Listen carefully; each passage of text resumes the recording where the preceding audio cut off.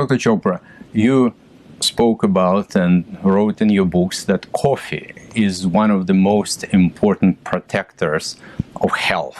Could you please expand on your idea and talk about the coffee's effect for health? Yeah, it's a great question. So, as you mentioned, I'm a liver expert, and I got very intrigued about 25 years ago when I read that coffee drinkers have low levels of liver enzymes in the blood. So when we go see our primary care physician once a year, they do a battery of blood tests, and amongst them, they test for two liver enzymes, ALT and AST. And this was an observation that people who drank coffee had lower levels. When somebody has elevated levels, it's almost always indicative of liver disease. So this was intriguing, but what does it mean? Maybe there's something in coffee that interferes with the assay, and so you get lower levels. But then studies came out that coffee drinkers have less hepatic fibrosis. They have less scar tissue in the liver. If there's lots of scar tissue in the liver, totally distorting the liver architecture, with islands of liver cells totally surrounded by scar tissue, fibrosis, we call it cirrhosis. So coffee drinkers had lower levels of liver enzymes, they had less fibrosis. Then a study in gastroenterology that people who drank 2 cups of regular coffee a day had a 50% reduction in hospitalization and mortality from chronic liver disease. It turns out that primary liver cancer arising in the liver, is now the 3rd leading cause of cancer mortality in the world. And multiple studies and a meta-analysis have shown that people who drink 2 cups of regular coffee, 40% reduction in primary liver cancer mortality. So lower liver enzymes, less scarring, less fibrosis, less hospitalization, less mortality, less liver cancer. It turns out that coffee drinkers also have a lower risk of 4 other common cancers: metastatic prostate cancer, colon cancer, skin cancer, including malignant melanoma, very deadly skin cancer, and endometrial cancer. So 5 cancers, people who drink coffee have a low incidence. Low risk of Parkinson's disease, low risk of cognitive decline, early dementia, low risk of type 2 diabetes. And for type 2 diabetes, one has to drink 6 cups of coffee, regular or decaf, and then there's a 40 to 54% reduction in risk of developing type 2 diabetes.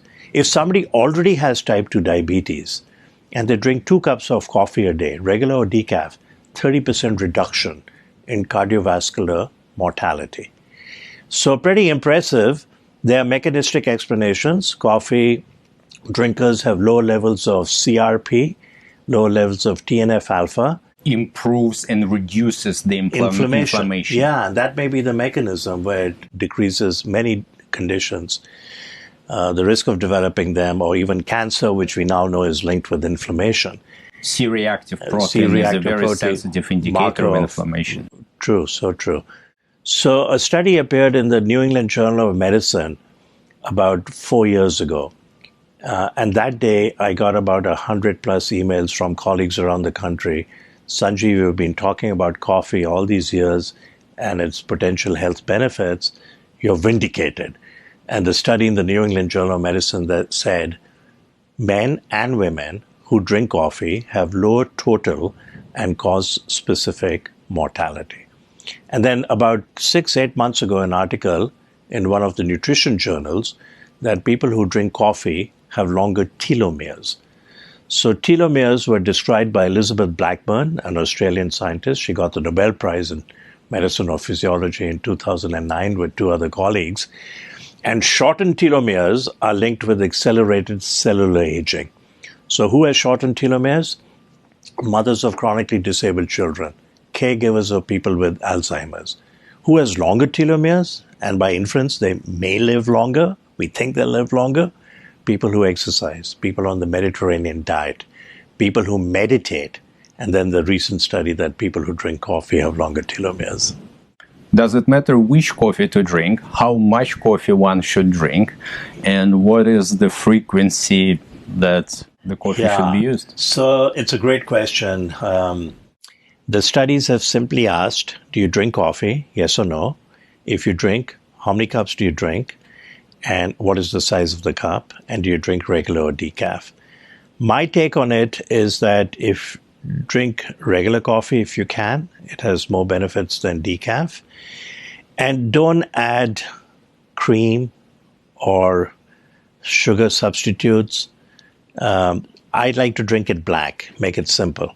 Then I don't have to worry about sugar and Splenda and do I put milk and is the milk cold and it's going to make my coffee cold. So I drink black coffee. If somebody wants to sweeten it, add sugar. Don't use artificial substitutes. Artificial sugars are turning out to produce worse glucose intolerance because it actually changes the microbiome in the GI tract. This is one of the hottest topics in medicine. Microbiome, it's been called the second human genome, the inner bacterial rainforest. There are trillions of bacteria in our GI tract. In aggregate, they weigh 3 pounds. It's a newly discovered organ. So if you want to have a Coca-Cola, have a Coca-Cola. Maybe have 1/3, savor it, enjoy it, rather than have a Diet Coke, which has only 1 calorie, but actually has many injurious health effects.